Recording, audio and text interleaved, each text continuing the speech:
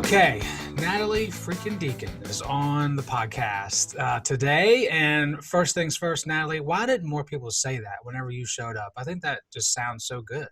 Joe, that's the first time I've ever heard someone say that. So, Well, you're welcome. And to everyone listening, you're welcome as well. Natalie Deacon, of course, of recent times as an athlete and now as a current assistant coach for Lynchburg women's soccer, two-time graduate of Lynchburg College, University of Lynchburg, kind of in that transition period.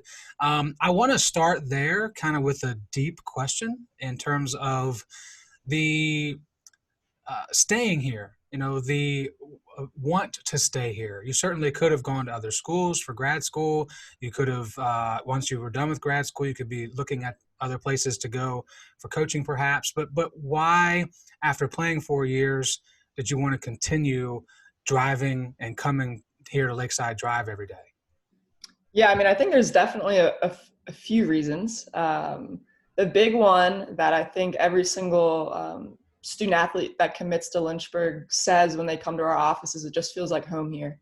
And I think home is just a great way to describe this campus and the people at Lynchburg, just the community itself, just as a really homey, tight-knit community. And so I love that. I love the coaching staff that I get to work with, and just having Coach Olsen as a mentor, having him as a coach myself, and then switching over to the coaching side, and having him not just, be my coach, but be a mentor, and be a friend truly. And that's just been a really incredible experience for me as a young coach, to have such a veteran coach that's had so much success over the years, also just be willing to take you under their wing, and really teach you the ropes. And that's been a really great opportunity for me. We've talked about it a lot because it is the only team championship nationally that we have. But I never get tired of asking the players that were involved what it was like, because you'd never been there before the championship. Obviously afterward everything was great. In it there were nerves, but going into it, how were you, if you were able to, stay kind of even keel and not get too built up, but also respect the moment at the same time? Yeah, that's a great question. I think it kind of goes back to just our culture at Lynchburg and how we approach every single game. And so that entire season, there's no question that we were really good. And if you just look back at the results of that season, I mean, we weren't winning games by one goal. We were like emphatically winning games. And every single person involved, the coaching staff, the players, the parents, like we knew something really special was happening. But I think what kept everything together was this collective mindset that we're just going to take things one game at a time. And so before every single game, even still today, I love it when the girls before the game, they're warming up and they go, "Hey, big game today, Berg, big game today." And we could be playing the team that's at the bottom of the ODAC, or we could be playing a number 5 nationally ranked team, and you wouldn't know the difference, because we truly believe that every single game is a really big game. And so that mindset kind of when you start getting into the NCAA tournament, and you're playing in the Final Four and the Elite Eight and the national championship, having had that really steady mindset all the way through kind of allows you to just be calm in the moment, and not get too amped up. But that being said, it definitely was emotional. So I remember the day of the national championship. I don't remember, as soon as we started warming up, I think I blacked out until like an hour after the game. Like I really don't remember that much. But I remember in warm up, right before we started, we were just knocking the ball around. And I remember Coach came up to me and he said, "How do you feel?" And all I could get out was emotional. And he said, emotional is not a bad thing. And I just really carried that with me of like, hey, how can I use these emotions for good? Because it wasn't that I was nervous. It wasn't that I was, sad or joyful. It was just this really like emotional, wow, I'm about to play an international championship game with a really good team and people that I love and care a lot about. And so just kind of going into that game, I think, again, coach was great about how he approached the Final Four of, hey, we've had an absolutely insane season. We've been undefeated. We've scored like 120 goals. We've let in like 5, I think. And this is just a cherry on top. So no matter what happens, like, I'm so proud of you guys. And I think that just really lifted the weight of expectation so that we can go out there and we can just be free and play our best. I didn't have this on my list of questions, but since you brought it up, I'm wondering if at any point in time, having conversations with Coach Olsen since then, has he ever admitted to his nerves before that game? I mean, he'd never been there before either, and obviously he delivered a fantastic speech, and he was able to kind of bring you guys your mindset to the right point to be successful that day. But deep inside, was he nervous as well?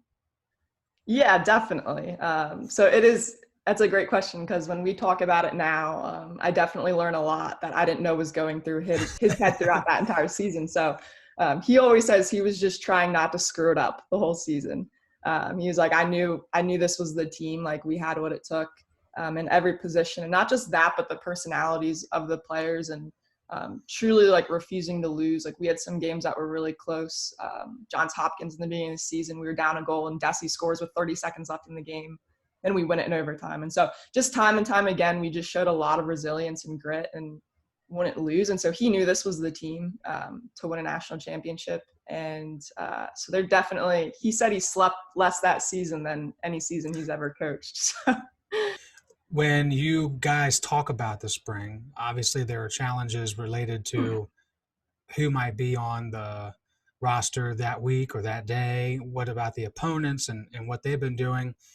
Do you guys ever reflect on maybe a time in the program's history that could be used to kind of relate the situation? I mean, obviously nothing specific to this has happened, but there's been adverse situations with the program throughout the years, and consistently this program is pretty resilient when it comes to those moments. Do specific instances come up, or is it more of a general holistic conversation? I'd say in general, it's more of a holistic conversation, just talking about controlling what you can control. And I think that spreads into life as well. So there's no need stressing about things that are completely out of your control. I mean, one story that I feel like it comes up almost every year, but it's just Angela Bosco from that 2014 season. So the very abbreviated story is that Ange ended up being the national player of the year. She scored 30 goals. She was a fifth year. It was just an incredible end to a great career.